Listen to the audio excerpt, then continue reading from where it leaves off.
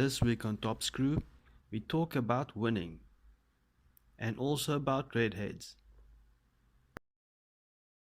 There are only a few times in history that someone is in the right place at the right time to make something special, to make magic happen.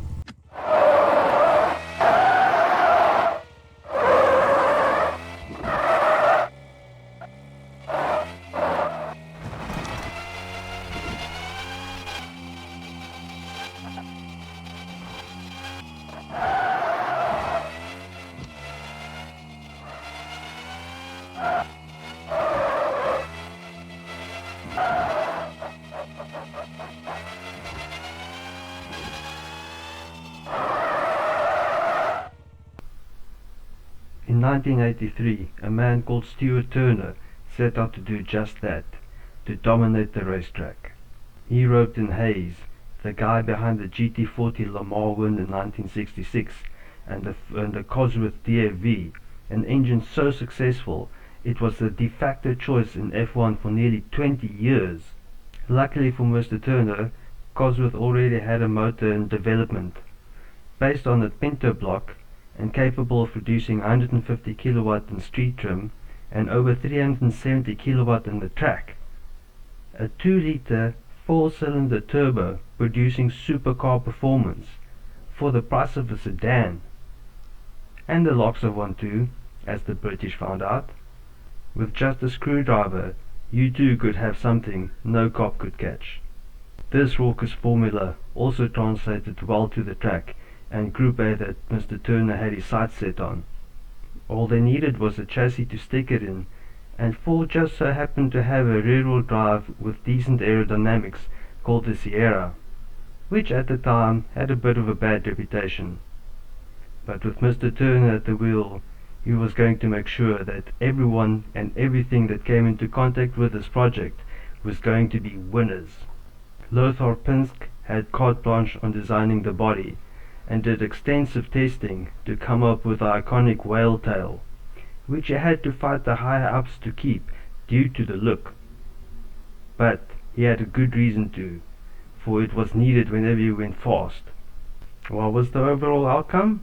A top speed of 240 kilometers an hour, 0 to 60 in 6.5 seconds, curb weight of 1.2 tons, a rear spoiler producing 20 kilograms of downforce at top speed, and a drag coefficient of 0.345. A Pagani Hoya is only 0.31. And what did all of this add up to?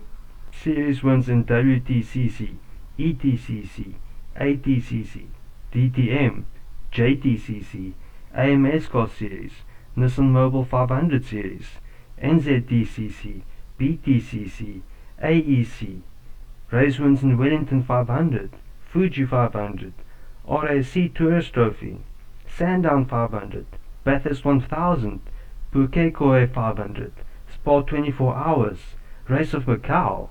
It dominated Group A from 1987 so hard it actually killed it. That's Godzilla territory. What does all of this mean? Statistically, the most successful road-derived racing car ever, winning 84.6% of everything it entered. You're basically winning by default by driving this car. A real-life pay-to-win moment. Now, almost 40 years later, and you'll pay nearly 100,000, and one sold an auction for nearly 600,000.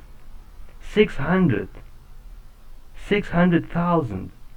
A Rolls-Royce Phantom is only 457. A Lamborghini Aventador 550. A Ferrari SF90 TR Spyder only 558. Only. This used to be a car for electricians. Now it's a car for Elons. An actual story of what magic could be created if you turn the right dials to 11.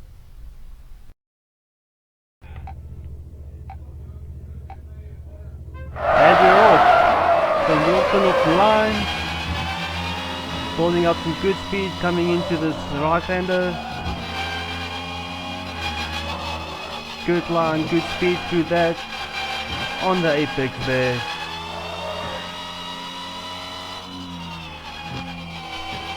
Nice conservative line through there, carrying his speed through, connecting the corners up.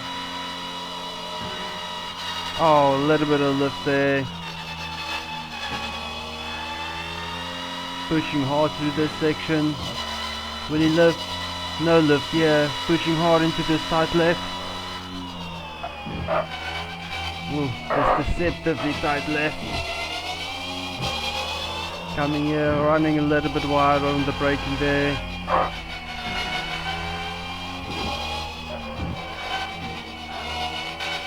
Using the whole track there, conserving that speed, always have to keep the speed up.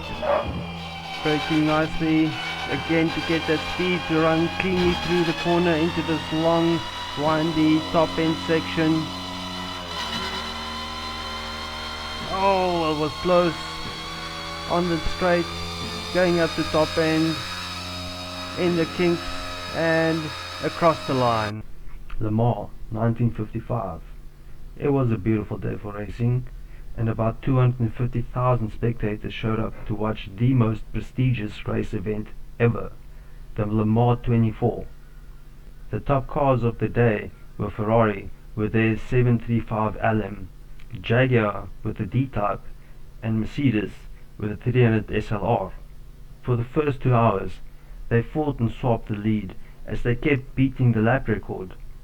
But with the first pit stops came disaster. There's good reason why it's called the worst racing accident ever. And if you read up on what happened, you'll agree it's a title we'll keep forever. The response was swift and motorsport was banned in most countries around the world, which was understandable because safety wasn't really a concern. But from that horrific tragedy came racing and racetracks as we know them today, with safety as one of the key elements in design and regulation to this day. And it was out of these changes in regulations to Le Mans that this Ferrari was born. Just as Le Mans rose from the ashes like a phoenix, so too did Ferrari return with their most iconic look, giving us one of the world's sexiest redheads to ever grace the centerfold, the Ferrari 250 TR Spyder. New rules at Le Mans raised engine capacity to 3 liters, and coupled with Enzo's unwavering dedication to V12s, gave us one of the most beautiful looking engines ever designed, the Colombo V12. The unique look comes from the modifications they made to go racing. The spark plugs were moved to the outside by the exhausts for more efficient combustion, allowing Ferrari to install separate individual intake ports and 6 double-barrel Weber downdraft carbs in the middle in a line. Extra head bolts were added to deal with the increased power, which was made possible by switching to helical double-coil valve springs, increasing reliability and head gasket sealing. The conrods were machined from billet, and the cam covers were painted bright red, giving birth to its name, Testarossa, redhead. It produced 220 kilowatts at 7,000 RPM. Enzo was particularly proud of that 100 horsepower per liter, and he should be. That's rare even today. With Enzo's desire for absolute reliability, it gained a reputation for durability. One thing old Enzo did get wrong was holding on to drum brakes, but that was sorted out in '59. The body was designed by Scaglietti and Chiti, taking cues from their F1 car.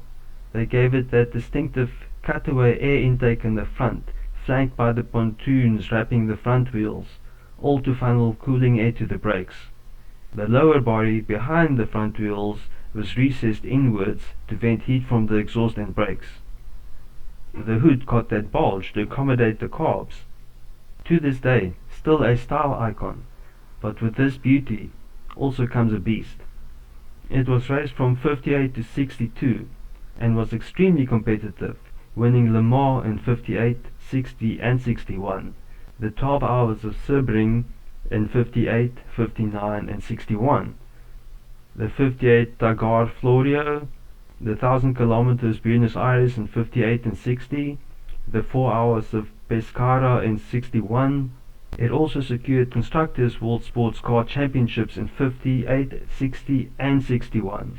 The TPO 128 V12 would bring further success in the 250 GTO, the 250P and the 250 LM. Experience gained from the aerodynamic bodywork benefited the 250 GTO, the 250, the 275 and the 330P and their SP sports races. This car set Ferrari on the path it's gone down, and they have honored that contribution in '84 with the Testarossa road car. The looks, the performance, the prestige, and the fact that only 33 between all variants were ever made, all adds up to one of the most valuable cars ever produced. Basically priceless.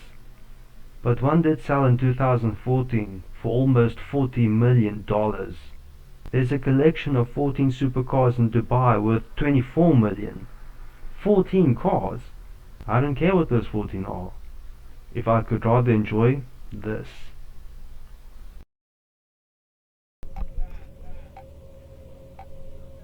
And we're off with huge wheel spin.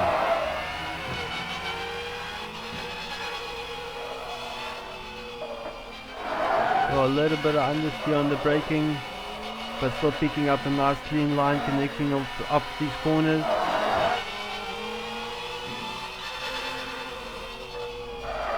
Oh, huge understeer on the braking there.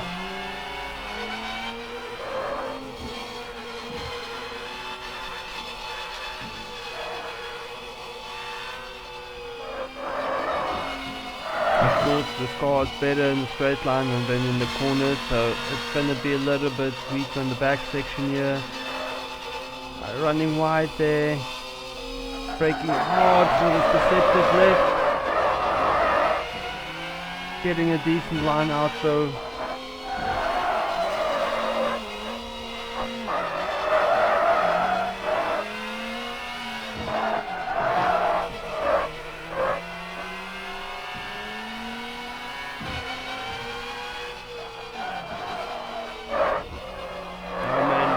Brake's not doing any favors here for him, but now it's on his back section, flat taps all the way to the chicane before the line.